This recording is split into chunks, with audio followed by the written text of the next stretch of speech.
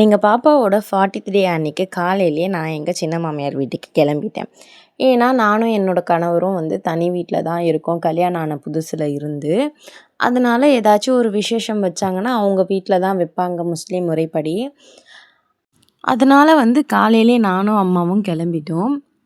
என்னோட கணவருக்கு அன்னைக்கு வியாபார நாள் அப்படிங்கிறதுனால மதியானம் தான் லீவு குடுப்பேன் அப்படின்னு சொல்லிட்டாரு எங்க ஓனர். அதனால அவர் மதியானமா தான் வந்தாரு. எப்பயுமே என்னன்னா, அங்க ஏதாச்சும் ஒரு விசேஷம் அப்படின்னு சொல்றப்ப, எத்தன மணிக்கு அப்படின்னு சொல்லுவாங்க. நாங்க அன்னைக்கு காலையில மட்டும் 2 பேரும் பொம்மை மாரி போவோம். இப்போ 3 பேர்.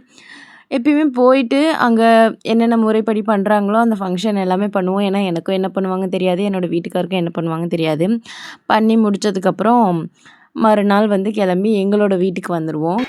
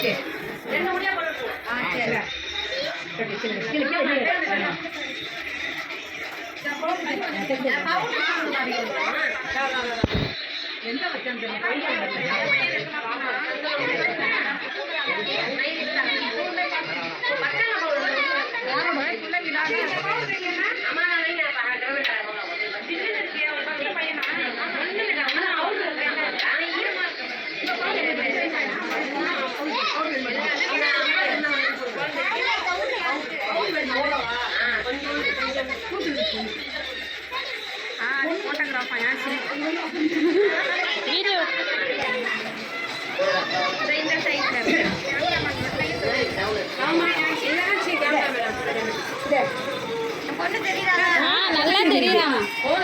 அப்படி அப்படி செய்யல காட்டு அழகா இருக்கு இப்படி காட்டலாம். அங்கிக்கோள் பாப்பா பாப்பா அங்கிக்கோள் சசினி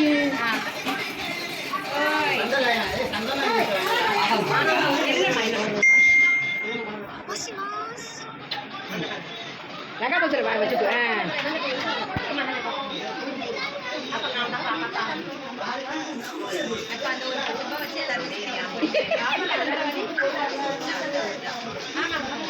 சொன்னதானம்மா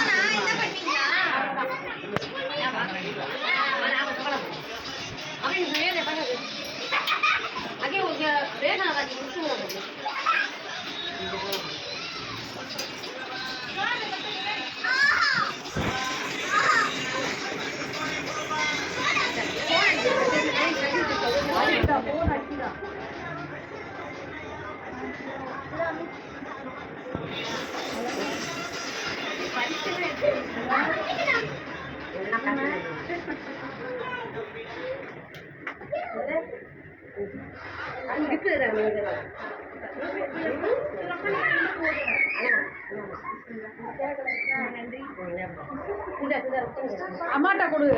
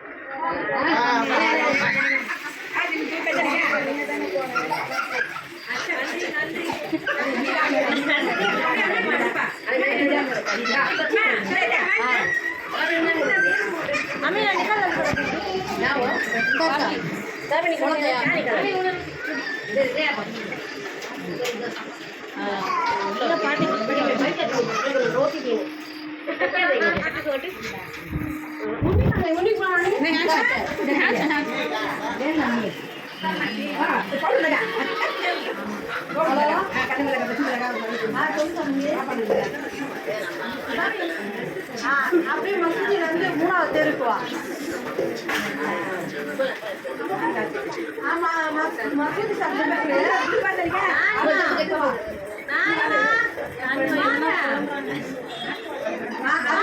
மூணாவது தந்தி ஆயிஷா வீட் கறிக்கடை